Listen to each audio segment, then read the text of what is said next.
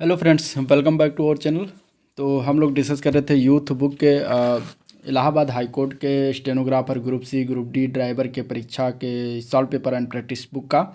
इसमें अगर हम देखें तो Allahabad high court group C का और स्टेनोग्राफर के जो है पेपर हो चुके हैं, हिंदी और जीएस का सॉल्व पेपर का। वो आप लोग चैनल पर जाइएगा, आपको वहाँ से मिल जाएगा। इसका प्लेलिस्ट भी बना दिया, आप लोग जाइएगा वहाँ पर जो है मिल जाएगा, या फिर मैं डिस्क्रिप्शन बॉक्स में इसका प्लेलिस्ट दे दूँगा, वहाँ से भी देख सकते हैं। ठीक है, आज हम इस वीडियो में डिस्कस करेंगे ग्रुप डी परीक्षा 2017 का 12/11 यानी कि 12 नवंबर 2017 का जो ग्रुप डी का पेपर हुआ था इलाहाबाद हाई कोर्ट का, उसको हम डिस्कस करेंगे। इसके पहले जो 2018-2019 में जो पेपर हो चुका है उसका हो चुका है डिस्कशन। ठीक है, तो इसमें देखने वाले हिंदी और जीएस का। इंग्लिश का एक वीडियो आ रहा है, पार्ट 1 होगा, जिसमें ग्रुप सी और स्टेनोग्राफर का पूरा कंप्लीट सॉल्व पेपर होगा 2014 से लेकर 2019 तक। इसके बाद पार्ट 2 आएगा, उसमें 2019 से 2014 तक ग्रुप डी का और प्लस ड्राइवर का जो पेपर हुआ है उसका जो है सॉल्व पेपर होगा एक अनदर वीडियो में। ठीक है, तो चैनल से जुड़े रहेगा, चैनल को सब्सक्राइब कर लें, साथ में बेल आइकन भी प्रेस कर दें, जिससे कि नया वीडियो अपलोड हो तो आपको तुरंत उसका नोटिफिकेशन मिल जाए। और वीडियो पसंद आए तो लाइक करिएगा और शेयर करना मत भूलना। ठीक है, तो चलिए स्टार्ट करते हैं हिंदी के पहले क्वेश्चन की तरफ। अगर इसमें देखें पहला क्वेश्चन, तो उचित शब्द चुनकर रिक्त स्थान की पूर्ति करना है। तोते की चोंच कैसी होती है, बीच में भरना है। ये 2017 के पेपर में ग्रुप डी में पूछा गया था। तो तोते की चोंच लाल होती है, आंसर इसका क्या हो जाएगा, सी पार्ट राइट हो जाएगा। ठीक है, नेक्स्ट क्वेश्चन देखते हैं। अगला प्रश्न आया था, पुरुषवाचक सर्वनाम बताना है। मैं तीसरी कक्षा में पढ़ती हूँ, इसमें पुरुषवाचक सर्वनाम क्या है। तो अगर हम बात करेंगे पुरुषवाचक सर्वनाम की, तो इसमें आंसर आपका बी पार्ट हो जाएगा। मैं जो है मैं जो है एक सर्वनाम है और इसमें पुरुषवाचक सर्वनाम हो जाएगा। संज्ञा के स्थान पर जो प्रयुक्त होता है उसको सर्वनाम कहा जाता है, और सर्वनाम के टोटल 6 भेद होते हैं।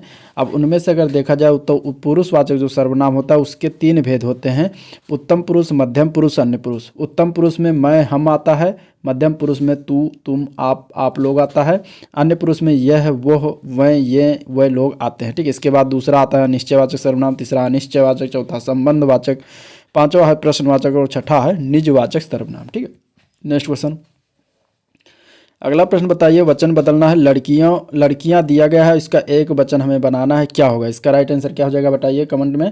अगर हम इसके आंसर की बात करेंगे तो ए पार्ट हो जाएगा, लड़कियां का लड़की एक वचन होता है, आंसर इसका जो है ए पार्ट राइट हो जाएगा। ठीक है, नेक्स्ट क्वेश्चन आया था, क्रिया चुनना है, इनमें से क्रिया बताना है। मेरी बहन सविता हिंदी भाषा सीखती है, इसमें से क्रिया क्या है।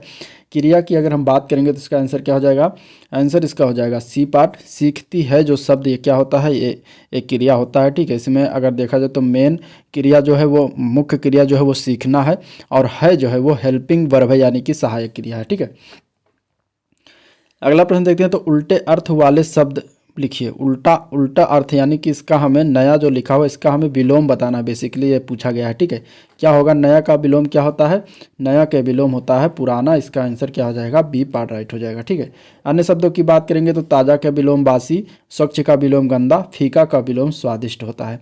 अगले प्रश्न की तरफ चलते हैं। अगला क्वेश्चन में पूछा गया था पुरुषवाचक सर्वनाम बताना है, इसमें से आप अंदर आकर बैठिए। तो इसमें अगर पुरुषवाचक सर्वनाम की बात करेंगे तो ए पार्ट राइट हो जाएगा। आप शब्द जो है ये पुरुषवाचक सर्वनाम के अंतर्गत आता है, ए पार्ट इसका सही हो जाएगा। ठीक है, नेक्स्ट क्वेश्चन है, वचन बतलिए। बच्चा का बहुवचन बताना है, क्या होगा। ठीक है, अब इसका आंसर क्या हो जाएगा, बच्चा का बहुवचन होता है बच्चे, आंसर इसका बी पार्ट राइट हो जाएगा, बच्चे। ठीक है, अगले क्वेश्चन में समान अर्थ वाले शब्द बताना था, यानी कि पर्यायवाची, ये बेसिकली पूछ रहा था। पर्यायवाची इसका क्या होगा, किसका, बाग का पर्यायवाची क्या होगा ये बताना। बाग का पर्यायवाची होगा बगीचा, आंसर इसका हो जाएगा बी पार्ट, सॉरी हाँ बगीचा। बाग का पर्यायवाची बगीचा होगा, आंसर इसका क्या हो जाएगा, बी पार्ट हो जाएगा। अगर अन्य समानार्थी शब्द की बात करें तो वाटिका भी होगा, उद्यान भी होगा, उपवन है, फुलवारी है, ये सब बाग के क्या होंगे, अन्य पर्यायवाची शब्द होंगे। ठीक है, नेक्स्ट क्वेश्चन की अगर हम बात करेंगे तो इसमें पूछा गया है लिंग बदलना है। नौकरानी का पुल्लिंग क्या होगा ये बताना है। तो नौकरानी का पुल्लिंग होता है नौकर, इसका आंसर ए पार्ट हो जाएगा, नौकर। ठीक है, नौकर का नौकरानी पुल्लिंग होता है। नेक्स्ट क्वेश्चन देखते हैं। अगला क्वेश्चन है, कोयल का रंग कैसा होता है। तो कोयल कैसी होती है, इसका रंग बताना है। तो ये कोयल जो होती है वो काली होती है, तो आंसर इसका बी पार्ट हो जाएगा, कोयल का रंग काला होता है। ठीक है, अगला क्वेश्चन में व्यक्तिवाचक संज्ञा बताना था। मोहन एक परिश्रमी और ईमानदार बालक है, इसमें हमें बताना है कि कौन सा शब्द जो है व्यक्तिवाचक संज्ञा है। तो इसमें अगर हम आंसर की बात करेंगे तो ए पार्ट हो जाएगा, जो मोहन शब्द है ये क्या है, ये व्यक्तिवाचक संज्ञा है, आंसर इसका ए पार्ट राइट हो जाएगा। ठीक है, संज्ञा के 5 भेद होते हैं, 5 कौन से भेद होते हैं? तो पहला है व्यक्तिवाचक संज्ञा से, ठीक है। इसमें अगर व्यक्तिवाचक संज्ञा में राम, मोहन, गंगा, पटना, भारत, ये सब व्यक्तिवाचक संज्ञा के अंतर्गत आएंगे। दूसरा है जातिवाचक संज्ञा, इसके अंतर्गत लड़का, नदी, देश, ये सब आते हैं। तीसरा है द्रव्यवाचक संज्ञा, जिसमें चांदी, सोना, पत्थर इस तरीके से आते हैं। चौथा है समूहवाचक, इसमें वर्ग, टीम, आयोग, परिवार ये सब आता है। और पांचवा है भाववाचक संज्ञा, जिसके अंतर्गत क्रोध, मिठास, यौवन ये सब भाववाचक संज्ञा के अंतर्गत आते हैं, ठीक है। नेक्स्ट क्वेश्चन है व्यक्तिवाचक संज्ञा, इसमें से बताना है गंगा नदी कई हजारों मील की यात्रा समाप्त करके समुद्र में मिलती है। इसमें बताना है हमें कि व्यक्तिवाचक संज्ञा कौन सा शब्द है, ठीक है। तो इसमें से अगर हम देखेंगे तो व्यक्तिवाचक संज्ञा क्या हो जाएगा? तो इसमें गंगा ही जो है ये व्यक्तिवाचक संज्ञा हो जाएगा। अब ऑप्शन में देख लेते हैं। देखिए ऑप्शन में दिया गया है इसमें डी पार्ट में जो गंगा, तो गंगा ही व्यक्तिवाचक संज्ञा हो जाएगा। नदी शब्द जो इसके बगल में दिया है ये जातवाचक संज्ञा होगी, ठीक है। तो इसमें आप लोग कंफ्यूज मत होइएगा। वाक्य में नदी का नाम गंगा है, इसलिए गंगा जो है, इसलिए वाचक संज्ञा किसी व्यक्ति वस्तु के नाम बोधक होने से व्यक्तिवाचक संज्ञा हो जाती है, जैसे कि मोहन, राम, सरस्वती, यमुना, गंगा, इस तरीके से। तो राइट आंसर इसका डी पार्ट राइट हो जाएगा। अगला प्रश्न आया है शेर का स्त्रीलिंग बताना है क्या होता है? तो शेर का स्त्रीलिंग, इसका आंसर क्या हो जाएगा?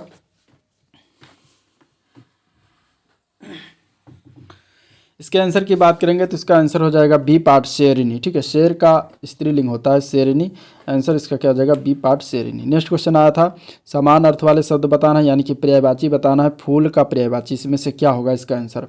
फूल के पर्यायवाची की बात करेंगे तो इसका आंसर हो जाएगा ए पार्ट, ठीक है। फूल का पर्यायवाची पुष्प होता है। फूल के अन्य पर्यायवाची की बात करेंगे तो पुष्प, प्रसून, गुल, सुमन, कुसुम इत्यादि होते हैं, जबकि धूल, भाजी, पुष्प के अर्थ जो है फूल से अलग होते हैं, ठीक है। नेक्स्ट क्वेश्चन है समान अर्थ वाले शब्द बताना, यानी कि इसमें भी पर्यायवाची बताना है। वृक्ष का पर्यायवाची क्या होगा ये बताना है।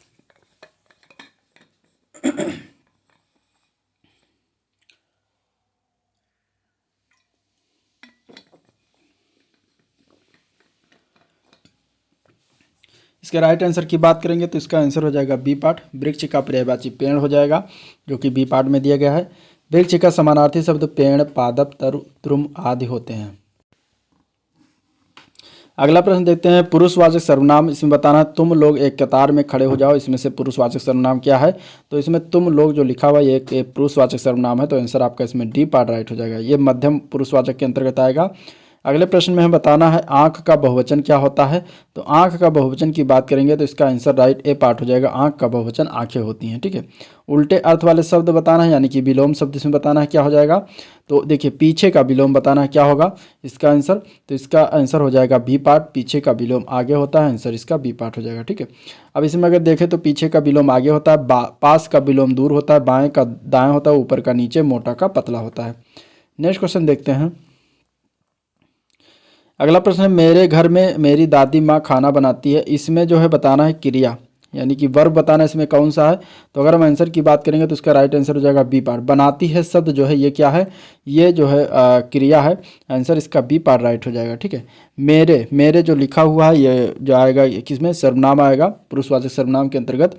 तो इस तरीके से इसमें आंसर बी पार्ट आपका राइट हो जाएगा। नेक्स्ट क्वेश्चन अगर देखें तो इसमें भी हमें क्रिया बताना है। अखिल, अखिल घर के आंगन में खेलता है, इसमें क्या जो है क्रिया है? तो अगर आंसर की बात करेंगे तो इसमें खेलता है शब्द जो है क्रिया हो जाएगा, आंसर इसका ए पार्ट राइट हो जाएगा।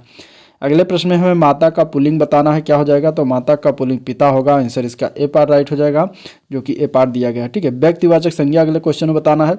हिमालय हमारे देश का सबसे ऊंचा पर्वत है, इसमें क्या होगा व्यक्तिवाचक संज्ञा? व्यक्तिवाचक संज्ञा की बात करेंगे तो इसमें सी पार्ट हो जाएगा। हिमालय शब्द जो है ये व्यक्तिवाचक संज्ञा के अंतर्गत आएगा, ठीक है। और जातिवाचक संज्ञा में देश और पर्वत ये दोनों जातिवाचक संज्ञा के अंतर्गत आ जाएगा। कुत्ता का स्त्रीलिंग क्या होगा ये पूछा गया था, तो कुत्ता का स्त्रीलिंग होता है कुतिया, जो कि ए पार्ट में दिया गया है, आंसर इसका ए पार्ट राइट हो जाएगा, ठीक है। नेक्स्ट क्वेश्चन बताना है दूध का रंग कैसा होता है? तो दूध का रंग सफ़ेद होता है, आंसर इसका बी पार्ट हो जाएगा। अगला प्रश्न है उल्टा अर्थ, यानी कि मोटा का हमें विलोम बताना है। तो मोटा के विलोम क्या हो जाएगा? इसका राइट आंसर ए पार्ट हो जाएगा। मोटा का विलोम पतला होता है, ठीक है।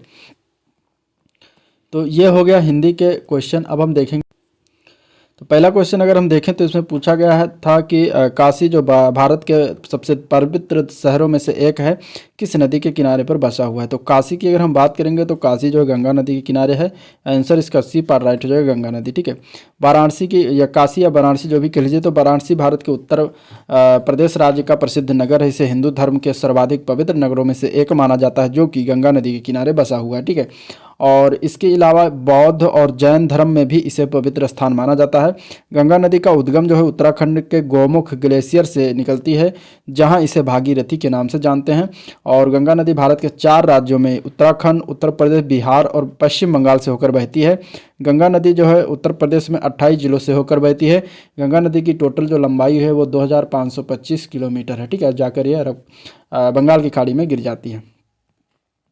नेक्स्ट क्वेश्चन देखते हैं। तो इनमें से कौन सी बीमारी मच्छरों के कारण होती है। तो घेंघा, मलेरिया, मोतियाबिंद, स्कर्वी। इसमें से अगर देखा जाए तो मलेरिया जो रोग है ये मच्छरों के द्वारा फैलता है। तो आंसर आपका इसमें बी पार्ट हो जाएगा। ठीक है। मच्छरों के काटने से क्या होता है, मलेरिया होता है। घेंघा रोग जो होता है ये आयोडीन नमक की कमी से होता है। और स्कर्वी रोग विटामिन सी की कमी से होता है। ठीक है। अगला प्रश्न आया था पीटीओ का विस्तार यानी कि फुल फॉर्म क्या है पीटीओ का, ये पूछा गया था। पीटीओ का फुल फॉर्म क्या होता है, इसमें बी पार्ट देखें। अगर इसमें हम देखें तो आंसर इसका हो जाएगा बी पार्ट। ठीक है। पीटीओ का फुल फॉर्म होता है प्लीज टर्न ओवर, इसका आंसर हो जाएगा बी पार्ट। ठीक है।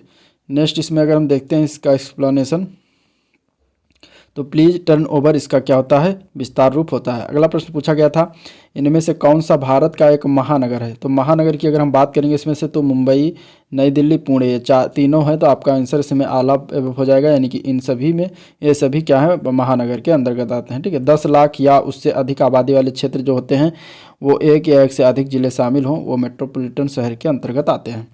नेक्स्ट क्वेश्चन पूछा गया था नोबेल पुरस्कार किसकी याद में दिया जाता है। तो नोबेल पुरस्कार की बात करेंगे तो अल्फ्रेड नोबेल की याद में दिया जाता है। आंसर इसका ए पार्ट राइट हो जाएगा, अल्फ्रेड नोबेल। ठीक है। ये पुरस्कार नोबेल फाउंडेशन द्वारा स्वीडन के वैज्ञानिक अल्फ्रेड बर्नार्ड नोबेल की याद में दिया जाता है। नोबेल फाउंडेशन द्वारा हर वर्ष ये पुरस्कार शांति, साहित्य, भौतिकी, रसायन, चिकित्सा विज्ञान, अर्थशास्त्र के क्षेत्र में सर्वोत्कृष्ट योगदान के लिए देते हैं। अगला प्रश्न पूछा गया था इनमें से कौन त्यौहार को रंगों का त्यौहार के रूप में जाना जाता है। तो वो है अपना होली। होली जो है, होली में रंगों से खेला जाता है। तो आंसर इसका भी पार्ट हो जाएगा। ठीक है। होली जो है रंगों का त्यौहार माना जाता है। होली जो है हिंदुओं का प्रमुख त्यौहार है। इसमें सभी हिंदूजन इसे बड़े ही उत्साह और सौहार्दपूर्वक जो है मनाते हैं। नेक्स्ट क्वेश्चन देखते हैं। तो इनमें से कौन सा एक अभ्यंतर खेल नहीं है, यानी कि इंडोर गेम नहीं है। कौन सा मतलब घर के अंदर खेला जाने वाला गेम है, तो वो है खो खो। खो खो जो है घर के अंदर नहीं खेल सकते। बाकी टेबल टेनिस, शतरंज, बिलियर्ड्स ये सब घर के अंदर खेला जा सकता है। इनमें से कौन सा मसाला नहीं है। मसाला की बात करेंगे तो इसमें किशमिश जो है ये मसाला के अंतर्गत नहीं आता। आंसर सी पार्ट हो जाएगा। नेक्स्ट क्वेश्चन देखते हैं। तो विराट कोहली किस खेल से जुड़े हैं, ये सब 2017 के पेपर में पूछा गया था। हालांकि इस तरीके से क्वेश्चन नहीं आएगा, बहुत ही ईजी हो गया। आंसर इसका सी पार्ट होगा। दिल्ली के वर्तमान मुख्यमंत्री कौन है। तो इस समय जो है देखिए अरविंद केजरीवाल ही हैं। तो आंसर इसका बी पार्ट हो जाएगा। नेक्स्ट क्वेश्चन देखते हैं। तो रामनाथ कोविंद भारत के कौन से राष्ट्रपति थे। तो 14वें राष्ट्रपति थे, यानी कि प्रश्नकाल, लेकिन इस समय जो है बदल गए हैं। अभी अगर हम बात करेंगे तो द्रौपदी मुर्मू है जो कि 15वीं राष्ट्रपति बनी गई हैं। और ये जनजातीय समाज से प्रथम राष्ट्रपति होने का इन्होंने गौरव प्राप्त किया। तो आपका अगर वर्तमान पूछा जाएगा तो द्रौपदी मुर्मू इस समय वर्तमान में भारत की राष्ट्रपति हैं, जो कि 15वें नंबर की हैं। नेक्स्ट क्वेश्चन है भारत में शिक्षक दिवस कब मनाते हैं। तो 5 सितंबर को हर वर्ष मनाया जाता है। आंसर इसका बी पार्ट हो जाएगा, 5 सितंबर। ठीक है। और ये जो है भारत के पूर्व राष्ट्रपति डॉक्टर सर्वपल्ली राधाकृष्णन के जन्मदिवस के अवसर पर जो शिक्षकों को प्रति सम्मान करने के लिए पूरे देश में शिक्षक दिवस मनाया जाता है। नेक्स्ट क्वेश्चन देखते हैं। तो इनमें से कौन सी एक खरीफ फसल है। खरीफ की फसल की बात करेंगे तो धान, मक्का, बाजरा ये तीनों आता है। आंसर इसका डी पार्ट हो जाएगा।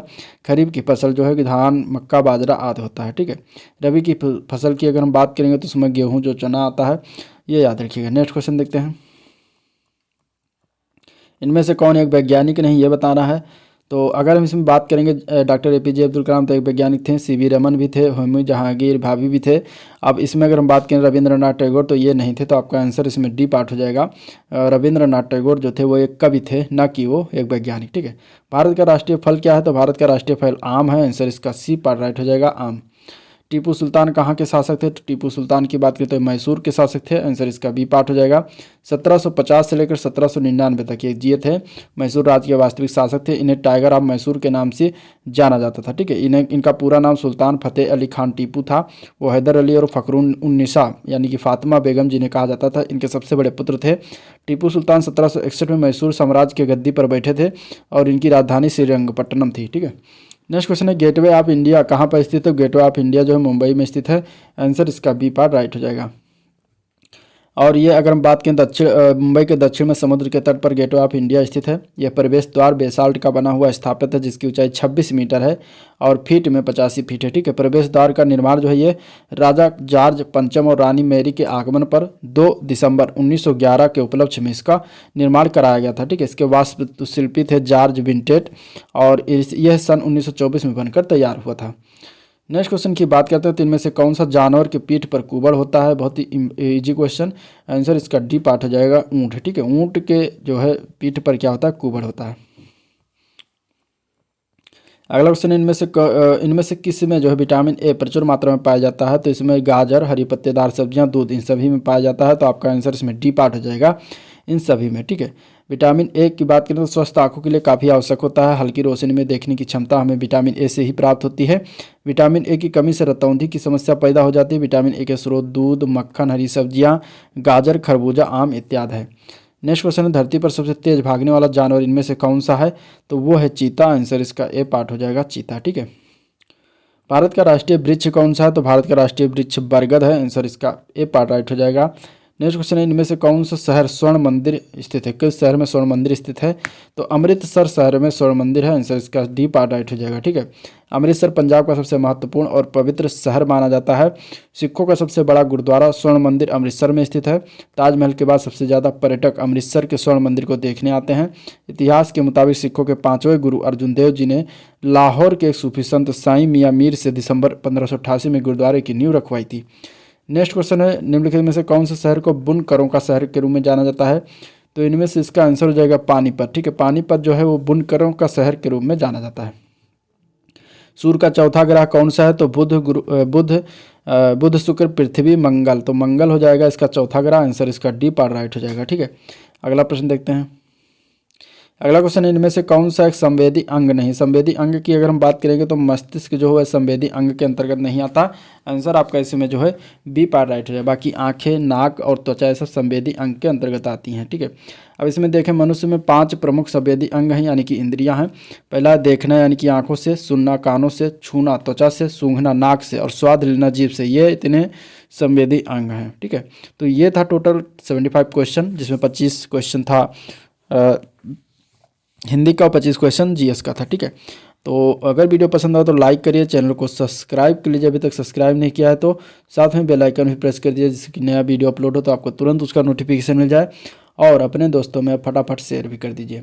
तो आज का वीडियो पर एंड करते हैं, मिलते हैं इसके नेक्स्ट वीडियो में। अभी इसमें अगर हम बात करेंगे तो 1, 2, 3 यानी कि 16 और 14 2 पेपर रह गया है और इसके बाद इसमें 3 प्रैक्टिस सेट है तो उसको भी सॉल्व करेंगे। मतलब 5-6 दिनों में कंप्लीट हो जाएगा पूरा। तो चैनल से जुड़े रहेगा। आज के लिए इतना ही। Thank you.